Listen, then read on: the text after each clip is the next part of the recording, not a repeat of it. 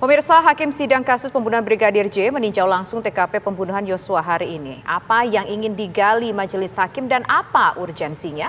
Ya, untuk membahasnya sudah bergabung bersama kami, pemirsa, sudah ada pakar hukum pidana, ada Profesor Hipnu Nugroho, kemudian juga bergabung kuasa hukum terdakwa Ricky Rizal, Erman Umar. Selamat petang Bapak-Bapak, apa kabar? Selamat petang Mbak Gita, Mbak Tisa, Pak Irman. Selamat petang Mbak. Baik, semoga semuanya dalam kondisi yang baik Bapak-Bapak. Saya mungkin awali terlebih dahulu ke Pak Erman. Pak Erman, ini kan kita sudah melihat ya bersama-sama mengikuti tentunya kunjungan majelis hakim hari ini ke rumah terdakwa Ferdy Sambo. Ada 2 lokasi, ini mungkin bisa dijelaskan juga karena kan tentunya kuasa hukum terdakwa ini mengikuti. Pak Erman. Ya, sebenarnya begini Mbak, awalnya ini ada permintaan dari kuasa hukum Ferdy Sambo sendiri gitu. Ya. Tetapi karena sudah menyangkut, hakim meminta sepakat untuk karena menyangkut semuanya kan dakwanya ke sana. Tuduhannya adalah pihak 5 orang ini. Jadi semua diumumkan supaya diundang ke 5 terdakwa, kuasa hukumnya juga hadir. Tetapi tidak melibatkan terdakwa. Karena apa? Karena hakim tidak mau lagi ada perdebatan di sana. Hakim hanya pengen mengetahui secara visual, dia pengen tahu persis. Tapi tadi itu hanya disampaikan di mana posisi lokasi. Misalnya pada saat Ricky dipanggil, pada saat Eliezer dipanggil oleh Ferdy Sambo di lantai 3, ya kan? Nah, itu saja. Kemudian masuk ke rumah, kemudian bergerak ke rumah Duren 3, tempat kejadian. Lihat sejak di mana posisi Joshua. Pertama, di mana Ricky dipanggil kuat gitu kan. Nah, jadi hanya kalau kita sebenarnya sebagai penasihat hukum hari ini kita ke sini maupun tidak, kita sudah punya penilaian tersendiri terhadap kasus ini, terhadap perannya terdakwa Ricky Rizal.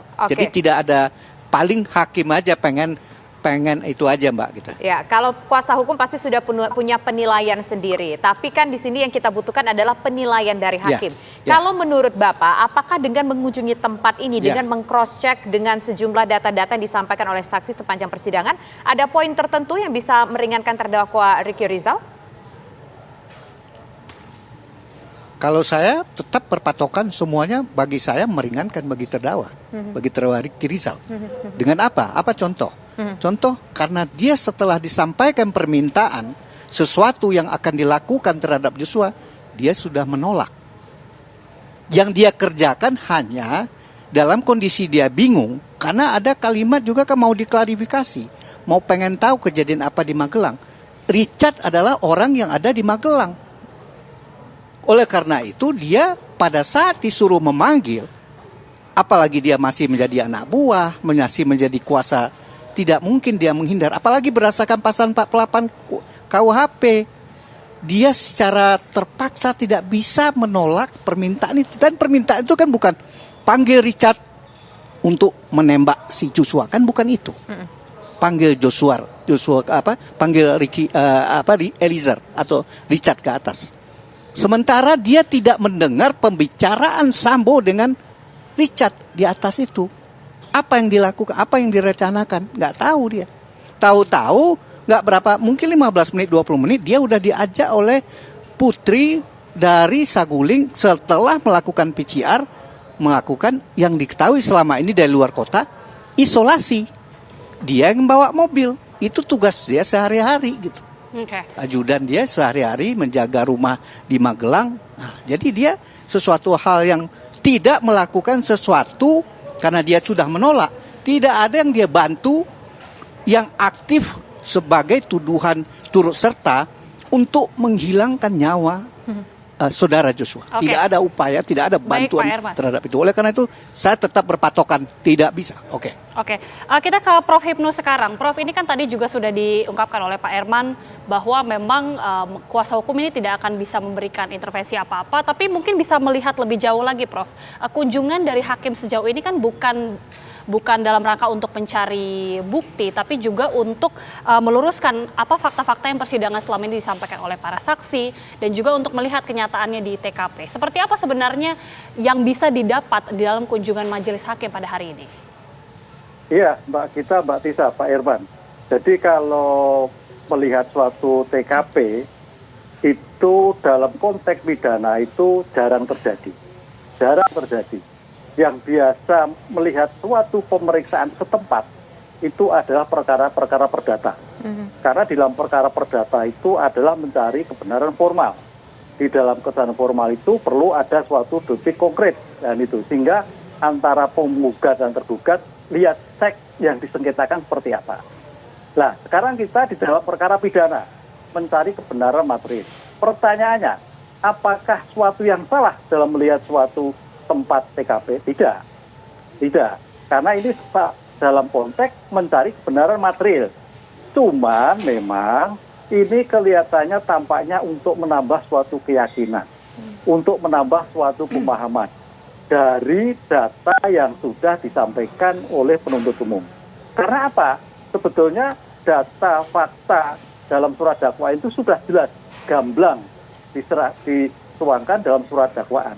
Tapi karena kemarin ada permintaan dari penasihat hukum, dan ini untuk menambah keyakinan, Mbak Tisa Anggita, itu tidak ada yang salah. Artinya apa?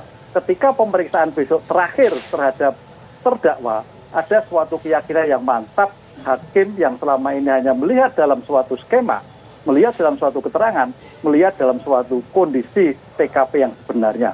Walaupun memang di sini tidak ada terdakwa, karena kalau ada terdakwa menjadi ramai kan itu loh. Sehingga hanya mengamati tok sebagai bentuk menambah suatu keyakinan sebelum nanti membuat suatu putusannya. Prof Hipnu, ini kan faktanya di lokasi ditemukan tadi ya disampaikan juga oleh rekan kami di lapangan, di lokasi pertama yaitu di Saguling tempat perencanaan ada pengecekan CCTV yang sebelumnya pada persidangan dibilang tidak ada, ternyata ada. Kemudian juga ada beberapa fakta-fakta lainnya seperti terkait lemari senjata.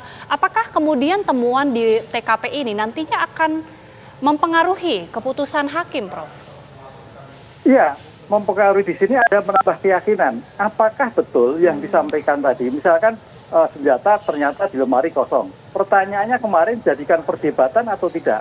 Karena alat ini adalah alat yang digunakan, bukan alat yang sekunder loh Mbak Tisa. Ini jadi masalah. Ya. Okay. Oleh karena itu saya kira apa yang dilihat ini sebetulnya tidak urgen, tapi sebagai bentuk suatu penyelesaian perkara akan menjadikan suatu kemantapan, baik penuntut umum, penasihat hukum, apalagi pada majelis terhadap pertimbangan yang akan dijatuhkan nanti. Ya, Prof, begini Prof, ini kan untuk meninjau dua lokasi ini atas permintaan dari kuasa hukum Ferdy Sambo dan Putri Chandrawati. Apakah kira-kira ada celah di sana untuk meringankan hukuman dari kedua terdakwa khususnya Ferdy Sambo dan Putri Chandrawati? Setelah kita melihat apa yang terjadi begitu meskipun hanya dari luar. Saya kira tidak ada, tidak ada, karena ini suatu kondisi yang sudah posisi diam, artinya bukti-bukti sudah dibawa di dalam suatu persidangan dan diuji di dalam suatu persidangan. Jadi urgensinya sebetulnya tidak begitu besar, tapi hanya menambah keyakinan bahwa apa yang selama kemarin itu dibayangkan, apa yang kemarin dilihat dalam suatu teori, dilihat dalam suatu slide, dilihat dalam suatu video, melihat suatu kenyataan. Oh, berarti betul apa yang kemarin itu dibuktikan seperti ini. Jadi tidak ada urgensinya, karena hakim sudah melihat apakah nanti apa yang memberatkan dan meringankan sudah ada. Urgensinya kurang, Mbak, cuma menambah keyakinan dari data yang ada. Karena di sini tidak melihat bukti lagi dan tidak ada perdebatan antar bukti dan tidak ada bukti. Sebenarnya apa sih yang ingin diyakinkan, Prof? Kalau kita lihat di situ, apakah hanya mendatangi rumah ini hanya untuk memenuhi keinginan dari kuasa hukum terdakwa Ferdy Sambo dan Putri Chandrawati, atau memang kurang yakin hakim mungkin selama ini dengan pernyataan-pernyataan yang berhasil dikumpulkan dari sejumlah saksi dan ahli? Ya, kalau kita lihat literatur, Mbak, diskresi hakim boleh, tapi inisiatif dari hakim apabila ada suatu keyakinan. Tapi kan kemarin kan tidak, ini adalah permintaan dari penasihat hukum. Sehingga sebagai bentuk peradilan yang equal, yang menetapkan asas akusatur, oke lah, sama-sama melihat suatu TKP yang selama ini kita diskusikan. Sehingga saya kira tidak ada suatu masalah apa-apa. Karena kalau ada suatu keraguan, hakim yang mempunyai inisiatif untuk melihat sebetulnya CCTV-nya seperti apa, gambarannya seperti apa, lokasinya seperti apa, tempatnya seperti apa, caranya seperti apa, kan gitu. Ini seperti halnya kalau kita melihat seperti rekonstruksi dulu, kan. Tapi kan rekonstruksi terbatas untuk menjelaskan dari suatu TKP yang ada. Saya kira gitu, Mbak Tisa. Baik, Prof. Hipnu, kita kembali lagi ke Pak Erman. Pak, tadi kan juga mungkin penasehat hukum atau kuasa hukum melihat bersama-sama ya pada saat majelis hakim ini kemudian mengunjungi rumah di Duren 3 yaitu tempat TKP atau tempat kejadian perkara, dan juga salah satunya adalah posisi-posisi dari para terdakwa. Meskipun kuasa hukum tidak bisa bertanya ataupun memberikan keterangan, seperti apa kemudian pandangan atau pemantauan langsung dari kuasa hukum terkait dengan posisi-posisi terdakwa ini tadi, Pak? Kalau kita seperti yang saya bilang, mau seperti apa yang dibilang Pak Mahfud, bahwa turun apa tidak kita ke sana tidak mempengaruhi. Kita sudah penilaian sendiri, apalagi sebelumnya pada saat penyidikan kita sudah ikut juga di melakukan rekonstruksi. Ini kalau kita datang kemudian ini hanya memperkuat dan mempertebal keyakinan kita bahwa kondisi-kondisi yang di mana menurut kita si Ricky ini sudah menolak, kemudian dia cuma memanggil, kemudian tidak berapa lama diajak ke isolasi, kemudian nggak berapa lama dipanggil masuk ke dalam, udah kejadian tanpa dia bisa berbuat apa-apa atau menghindar atau apalah gitu, kira gitu. Nah, hari ini ada keterangan juga, diminta keterangan ahli begitu ya dalam persidangan yang dianggap meringankan. Apakah ini cukup meringankan dengan mengatakan soal yang menarik dibahas di sini adalah soal mental elemen tadi. Nah, elemen mental ini kan tidak terlihat ada ketika disampaikan oleh ahli. Pak Umar. Kalau menurut Anda, apakah ini akan meringankan dari terdakwa karena unsur mental elemen yang tidak ada tadi? Unsur mental elemen apa? Saya belum paham. Kesaksian hari ini kan adalah saksi. Keterangan saksi hari ini adalah menyatakan bahwa Ricky Rizal itu tidak ada unsur mental elemen di sana untuk melakukan perencanaan pembunuhan dan segala macamnya. Nah, apakah ini menjadi sebuah semakin menguatkan kuasa hukum atas apa yang disampaikan oleh ahli dalam penjelasannya hari ini dalam persidangan? Oh iya, Pak. Kedua-duanya ahli ini memang menampilkan itu bahwa karena dia sudah menolak, berarti salah satu unsur penting, unsur kesengajaan sudah patah.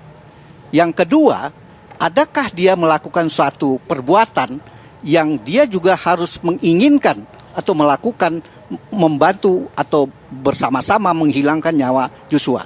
Di sini tidak ada poin-poin atau kegiatan aktivitas yang menunjukkan dia membantu atau dia aktif juga melakukan sesuatu. Misalnya apa? Seperti yang disampaikan ahli. Karena ini menyangkut pembunuhan, tentu ada paling tidak. Adakah misalnya dia membantu mengambilkan pistol, disuruh Sambo misalnya. Atau paling tidak, atau pisau untuk menjaga-jaga si Anu jangan lari misalnya. Tidak ada kan. Dia pada saat dipanggil ke suatu tempat yang kejadian itu, dipanggil oleh Kuat. Malah dalam satu persidangan waktu Sambo jadi saksi untuk Ricky, dia yang menarik juga bilang, Sambo saya tidak pernah memanggil Ricky. Kenapa kok Kuat memanggil? Nah, itu menunjukkan Sambo sendiri menyatakan dia tidak pernah lagi memanggil Ricky untuk melakukan sesuatu. Kemudian, jadi kalau kita lihat sekarang, Ricky ini hanya adalah seorang saksi yang keadaannya dia bisa melihat tanpa dia bisa berbuat atau apa sehingga dia tidak... Kalau dia anggap misalnya, bisa nggak seorang yang berbuat mencegah pimpinan? Itu biasanya kalau itu adalah peradilan militer, peradilan HAM, yang itu bisa mencegah itulah pimpinan, bukan anak buah yang 12 berapa di bawah dia, apalagi kondisi pimpinan yang sedang marah. Jadi menurut saya ya dua ahli yang kita tampilkan sangat mendukung apa yang kita harapkan bahwa tidak seharusnya untuk terdakwa Ricky tidak masuk kepada medepleger atau turut serta dalam pembunuhan berencana atau 338. Berarti seberapa jauh sebenarnya Pak Erman peran Ricky Rizal ini dalam pembunuhan berencana terhadap Joshua? Ataukah memang sesuai dengan pernyataan Pak Herman sebelumnya bahwa pasal pembunuhan berencana ini terpatahkan justru untuk Ricky Rizal? Ya, terpatahkan. Dua-duanya, Mbak. Bukan hanya 340, 338 dan turut serta itu. Kan berbeda-beda itu. Berbeda-beda anunya kan di unsur kalau dengan media player dia dianggap turut serta kan. Dia turut serta ini udah patah dari malahan dalam satu unsur, satu unsur saja tidak dipenuhi, itu terdakwa harus dibebaskan. Pak, ini unsur baik, itu unsur dia menolak, itu niatnya sudah tidak ada. Baik, sekarang saya kemudian apalagi tindakan, nggak ada kan tindakan yang mengarah. Ya silakan. Oke, baik. Sekarang saya ingin ke Prof. Ibnu. Prof. Ibnu, kalau kita dari pernyataan kuasa hukum dan juga keterangan dari ahli yang disampaikan pada hari ini menunjukkan bahwa tampaknya terpatahkan ini Ricky Rizal terlibat dan mengetahui rencana pembunuhan. Anda sepakat dengan apa yang disampaikan termasuk dengan bagaimana menilai soal kesaksian para ahli hari ini? Ya, kita harus melihat suatu konsep ya. Karena ada istilah juga dalam hukum itu ada permufakatan jahat. Permufakatan jahat itu di sana ada pelaku aktif dan pelaku pasif. Pertanyaannya, konsep permufakatan jahat identik tidak dengan perencanaan. Nah, ini yang nanti hakim yang akan melihat. Karena sekarang sejak tadi adalah ada pelaku pasif, pelaku aktif. Tapi kalau tidak identik dengan perencanaan sebagai permufakatan jahat, memang betul kliennya Pak Irwan agak, ya tidak terbukti tapi ringan perannya, bukan menjadikan bebas. Saya melihatnya seperti itu. Ya syukur bebas kan itu kan. Karena ini menyangkut niat ya, niat dan peran ketika dalam suatu TKP yang ada. Tapi kalau kaitannya dikaitkan dengan permufakatan jahat, itu aktif maupun pasif sama. Adanya suatu turut serta di dalam suatu kejahatan. Karena di sini ada meeting of mind itu dalam keadaan sebetulnya tidak ada relasi kuasa kalau turut serta. Karena sama-sama. Nah itu loh Mbak. Pertanyaannya apakah R memang punya kehendak sama membunuh? Nah ini saya kira sepertinya tidak. Yang kehendak itu kan dari S. Sambo kan gitu Pak. Nah ini yang jadi perdebatan adalah sejauh mana peran R. Kalau memang tadi memang sudah menolak dan tidak, saya kira mungkin hukumannya sangat ringan terhadap pidana jatuhkan. Mungkin juga bisa bebas kan itu. Tergantung pada niat dan peran dari bukti. Kita lihat tidak ada eksekusi ya Mbak, bisa Mbak Anggita. Tapi sebelumnya ketika peristiwa di Magelang sampai di Jakarta itu bagian dari sesuatu yang tidak terpisahkan. Jadi kita melihat jangan sampai pada saat eksekusi toh kan itu. Tadi ini bagaimana juga dikaitkan dengan keterangan ahli baik. Berkaitan juga dengan ya Pak? Oke, silakan ingin ditanggapi Pak Herman. Pak, saya menyangkut ada yang saya perlu tanggapin. Tadi Bapak menyatakan kejadian di Magelang. Di Magelang adalah kejadian di mana si RR ini pulang ke rumah setelah mengurus anak Sambo di luar ke sekolah. Dia melihat ada pertengkaran antara antara Joshua dengan si Kuat, di mana menurut si RR bertanya kepada si Kuat, ada apa, kejadian apa kok pada tegang? Nah, dia bilang oleh Kuat, tadi si Joshua mengendap-endap ke atas, mau naik tangga. Saya kok aneh. Kemudian si ibu adalah lagi jatuh, tertelentang di kamar mandi. Saya suruh si Susi tolong lihat ibu, menangis. Kemudian disampaikan oleh si Kuat bahwa dia akhirnya mau coba ambil pisau untuk menjaga supaya si ini jangan naik tangga. Kemudian si Joshua lari. Dalam kondisi itu dia sebagai seorang yang senior gitu di Magelang waktu itu, Sambo tidak ada. Sambo sudah di Jakarta. Kemudian dia mengantisipasi jangan sampai Kuat nih kan sipil bawa pisau. Akhirnya kalau tersinggung nanti si Joshua, sementara Joshua punya senjata. Jadi dia inisiatif jangan sampai terjadi sesuatu yang tidak baik mereka berdua. Sehingga diambillah senjata dan diketahui juga Eliezer, diambil senjata dari ruangannya si Joshua dipindahkan ke ruangan anak Sambo pengamanan. Jadi tidak ada hubungan dia diperintah amankan senjata dan jauh. Dan pada saat dia mengetahui di Saguling, dia baru mengetahui di Saguling kan pelecehan itu kan. Kemudian Sambo menyatakan istrinya dilecehkan. di saguling. Tidak sejak dari ini tidak ada komunikasi Sambo maupun Putri Baik, Pak Herman. menyatakan tolong tidak ada. Jadi tidak ada satu bukti dan saksi yang menyatakan itu. Iya, Prof, tidak ada hubungan diperintahkan, Prof. Pandangan Anda? Iya, betul. Makanya kita harus melihatnya secara objektif karena nama suatu perencanaan itu dari pra sampai pelaksanaan eksekusi. Kalau disampaikan Pak Herman itu betul sampai dari pra dan pelaksanaan eksekusi itu tidak, itu saya kira Pak Herman harus bisa mempertahankan secara utuh sehingga kliennya bisa bebas, tidak terbukti. Itu yang kita inginkan itu. Karena ini kan suatu proses panjang. Jadi jangan sampai kita hanya fokus pada TKP, tapi juga sebelum pelaksanaan itu menjadikan hal yang penting. Karena perencanaan itu sebelum dan pelaksanaan apalagi sudah TKP dilakukan. Oke, baik. Nah, terakhir saya ingin ke Pak Herman. Pak Herman, kuasa hukum dari Putri Chandrawati dan juga Sambo ini meminta majelis hakim agar datang ke lokasi yang berada di Jakarta. Nah, kalau kita dengar dari pernyataan Pak Herman tadi, tampaknya di Magelang di sana klien Anda ini tampak menjadi sosok dalam tanda kutip menjadi pelerai lah ketika terjadi perdebatan antara Kuat Ma'ruf ataupun perkelahian antara Kuat Ma'ruf dan juga dengan almarhum Brigadir Joshua. Apakah juga jangan-jangan merasa perlu kira-kira hakim untuk melihat ke sana seperti apa lokasi di sana untuk meyakinkan hakim bahwa klien Anda tidak bersalah? Saya kira mungkin tidak perlu lah ya Mbak ya. Dengan kesaksian dan bukti-bukti yang lain saya kira hakim bisa menilai. Karena pada akhirnya kan dalam persidangan bahwa istrinya Sambo ini juga membicara itu kan sudah sore telepon suaminya. Kemudian tidak diminta jangan sampai ajudan lain tahu. Kemudian pada saat sampai di saguling baru dia cerita yang benar, yang detail gitu. Sehingga Ricky tidak tahu, Eliezer tidak tahu apa yang disampaikan oleh istrinya Sambo kepada Sambo gitu. Jadi yang realnya sebenarnya yang lengkap adalah pada saat sampai di saguling. Gitu. Baik, Pak Herman. Kita akan lihat tentunya bagaimana kelanjutan kasus ini dan kita akan terus mengawal bersama. Tapi terima kasih Pak Herman Ulmar dan juga Prof Hipnu sudah bergabung bersama kami di Kabar Petang. Sehat-sehat selalu.